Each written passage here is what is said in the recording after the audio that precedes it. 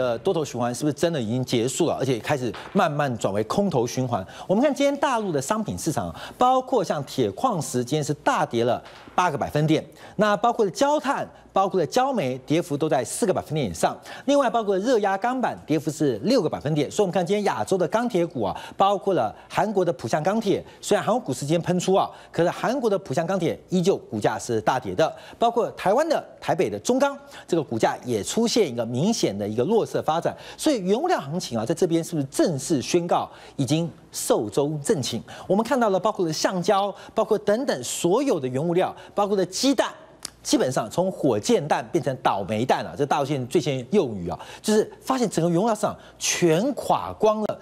到底发生什么事情？我们就要做一个观察啊，因为事实上在今天啊，大陆的这个银行之间资金啊，仍然是全线的吃紧啊，甚至我们看到台湾很多大型的金控积极的透过同业调款的平台来把资金。 往大陆的拆款市场来进行拆建，为什么？因为暴利啊！因为你在台湾的同业拆款利率可能1%都不到，可是你在台湾的融资成本比较低，你把这个钱透过了其他的子公司、分公司，在大陆进行一个拆放、拆借，基本上会有相当大的一个利差可言啊！所以不仅是台湾的金融业。 金控公司这样做，甚至台湾很多上市的电子公司也在这样干啊，所以我们看到第一季季报或是去年第4季季报，很多上市的电子公司啊，基本上现金多的现在都变成开钱庄的、开当铺的一卡车，你知道吗？所以台湾第一大当铺。 中珠就是 KY 中珠啊，这个中珠就是当铺嘛。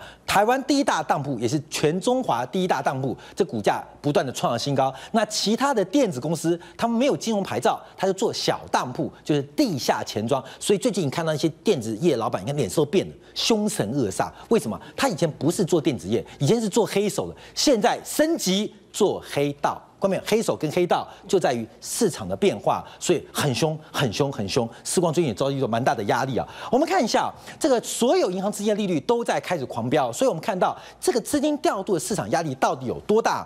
不管是 overnight 隔夜的，包括1周的、2周的，甚至长一点的1年的，拆款市场有拆1年的，而一照拆到4.25，创下1年新高。那为什么又发生什么事情啊？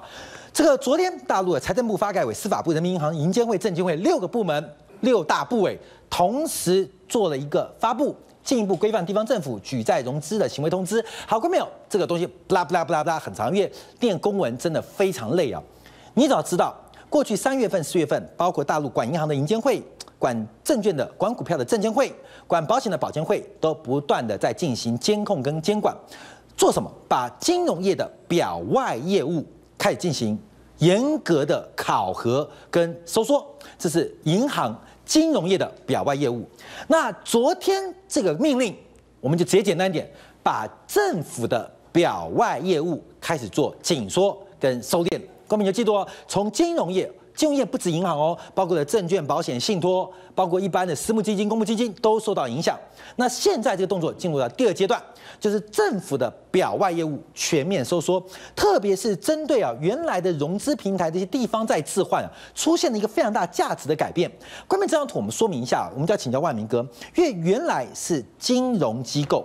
金融机构不代表银行，不止银行哦，跟地方政府之间的融资关系，这个关系啊，就是政府举债，就包括台北市政府、高雄市政府要拉一条捷运怎么办？就跟金融业、跟这个银行啊来借钱，就是地方政府。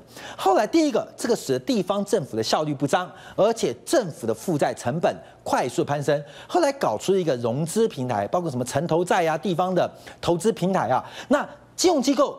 基本上就把钱丢给融资平台，不用丢给政府。虽然这是政府成立的或政府支持的，可是这个动作就不算是地方政府的负债哦。我们简单这样讲，当然中间还有一些专业的问题啊。简单这样讲，所以这个动作使得这个债务就不是政府债务，属于政府的表外债务。 官民，你懂意思了吗？所以为什么我们看到大陆的这个商业或企业的负债比那么高？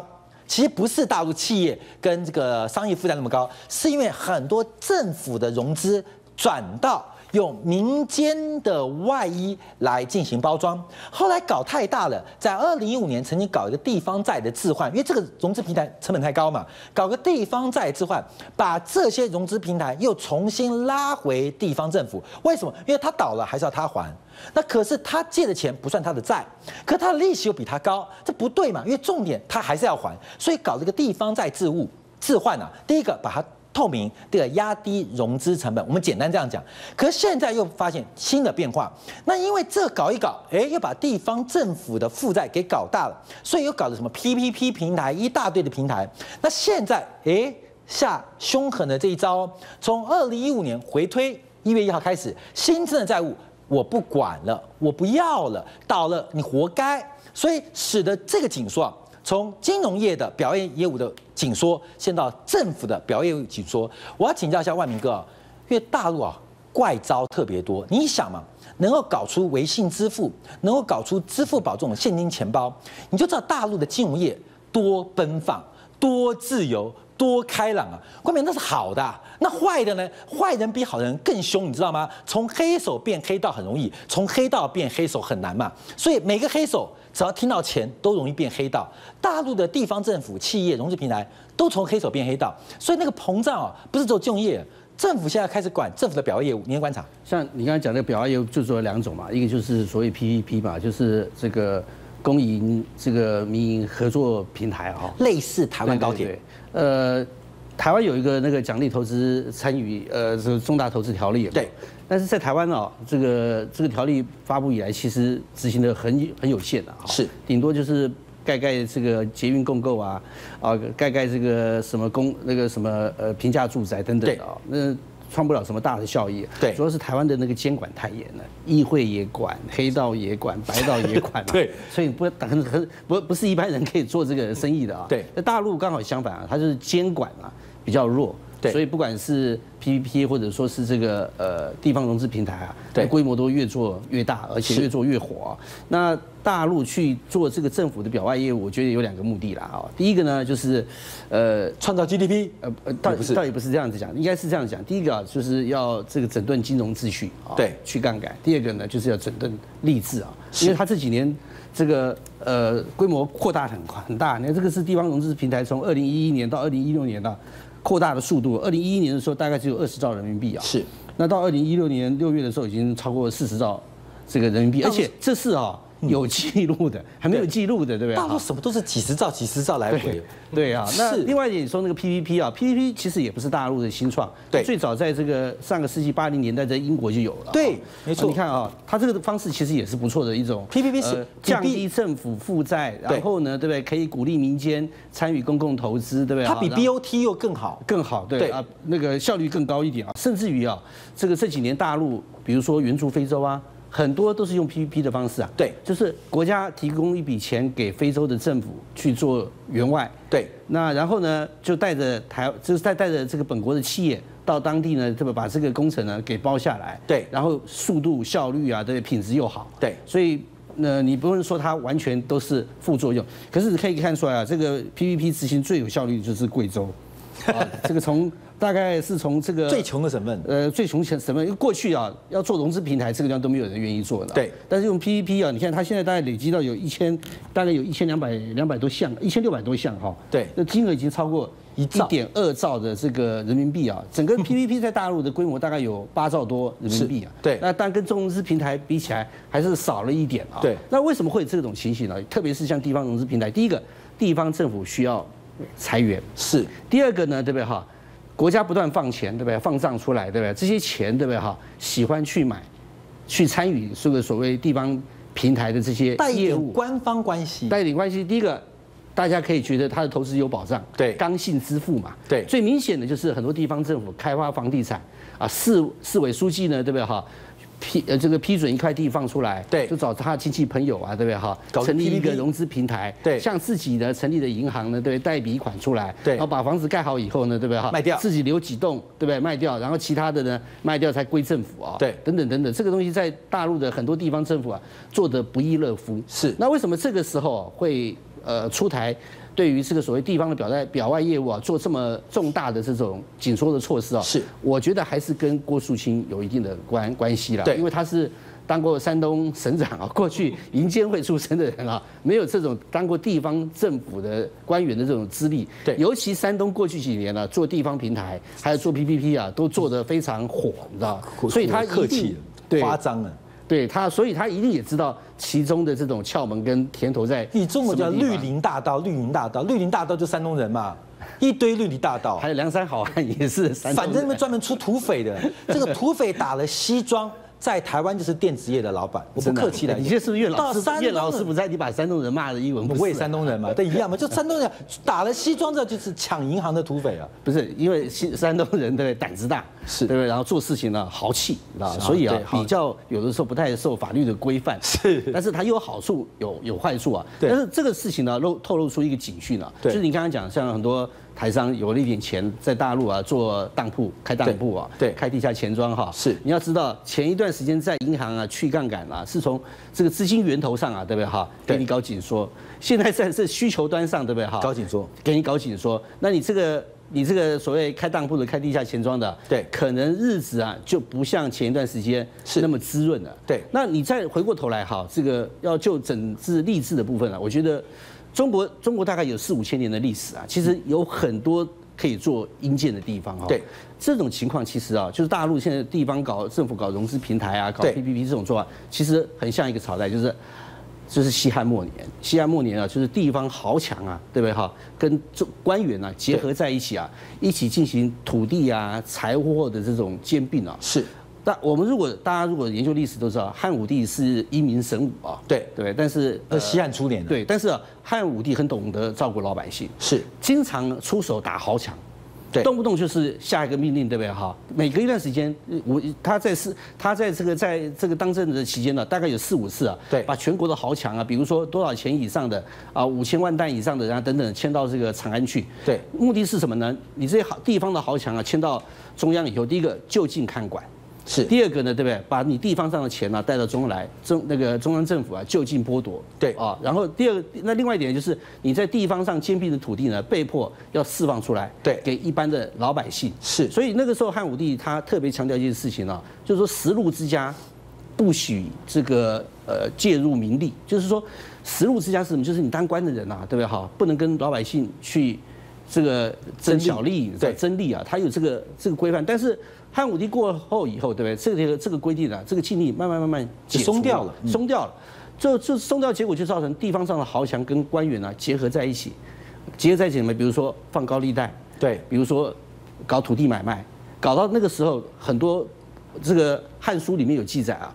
这个4中以上的官员啊，没有人不经商的。4中就是大概中级以上的官员，通通都在经商，对，都从事逐末之业。逐末就是追逐这个金钱呐，对的这个利益啊。最有名的一个叫做匡衡，是匡衡，大家都知道有个故事，就是说凿壁偷光啊。就是他家里很穷嘛，对，后来书读得很好，就被人家推荐到朝廷里头当官了。是，可是可能大家人都不知道，对不对哈？这个汉成帝的时候，对不对哈？他最后呢，对不对？遭到这个治罪啊，治罪的名义是什么呢？他继续找，只是看的不一样，钻地盗土。对啊，虽然他这个道德上很崇高，特别是比如说汉成帝啊，这个宠爱这个赵飞燕、赵德和姐妹，对不对哈？然后方会朝政，他还这个上书给皇帝，叫皇帝啊戒声色啊，好像他是一代名臣啊。但私底下呢，他专门搞土地兼并的事情啊，真的啊，真的。对，所以他后来被罢官了，被贬为庶人了。这个罪名就是钻地盗土。是，那个时候当丞相的时候干这个事情。对，那个历史上讲说他大概到了600顷的这个封地。是，但是不止他一个这样的，几乎所有的官员都是这样。小时候穷怕的嘛，当然是小时候穷怕了，爱财这个，因为穷日子过多了，对不对？所以对钱财看得特别重视。我就经常讲一件事情啊，其实匡衡这个例子啊，最像什么？最像前2年啊被大陆整肃下台的周永康。周永康小时候也很穷啊，对，后来读到石油大学，很努力读书啊，当过中国石油天然气总公司的总经理或者副总经理、总经理一路升上来，对，当过石油部长，然后当过这个这个四川省委书记啊，对不对？后来呢，对不对？当过公安部长，这个国土资源部部长，对，这个权力大了以后，又在这个江泽民的这个协助之下，对不对？好，又介入这个武警啊，等等等等，对，介入到整个政法系统都被他把持了，对，这个。就形成一个现象，你在地方的时候跟豪强结合在一起，对，然后去敛财，回到中央以后呢，继续扶持自己的这种扶植豪强集团了，对，所以在中央地方对不对哈，都同时干一样的事情，对，那匡衡更扯的事情，虽然管皇帝管得很严，管儿子管不好，所以历史上记载他儿子后来啊喝酒把人打死了，但是因为他官当得很大，儿子也没有治罪。对，那像周永康也是一样啊，对不对？官当得很大，他儿子啊，什么周斌、周涵啊，对不对？涉嫌不法，对不对？哈，是，但是好像都没有事情一样。对，那还跟地方上的豪强，那个大家如果稍微注意一下周永康当初的例子，在四川省委书记的时候，跟当地有一个很有名的一个四川首富，叫做汉龙集团的这个刘汉刘兄弟，对，两个人就是干黑道的，是啊，另外一方面也在地方去敛财，对，就是当这个。在这个就是等于在周永康的这个软意之下，对不对？在地方为非作歹。那匡衡这个故事为什么还能变成我们这些励志的小说啊？凿壁见光。但我们只有看他小时候的故事，对大的事情的时候，大家就很少提他这个所谓这个艰土盗地的这种事情，知道吗？但是这些事情呢，对不对？你可以看出来做法，对不对？哈，跟大陆的地方官员啊，搞融资平台啊，差不多，然后搞 PPP 啊，对不对？哈，对，其实。好像有很多雷同啊，只是现在金融操作的手法更细腻，是不像以前古时候这么直接放高利贷啊，然后把农民的土地骗过来。那现在的方法是透过一个融资平台，对不对哈？然后把政府的钱放到融资平台里头，然后炒地皮，是他的做法更细致，但是结果都是一样。好。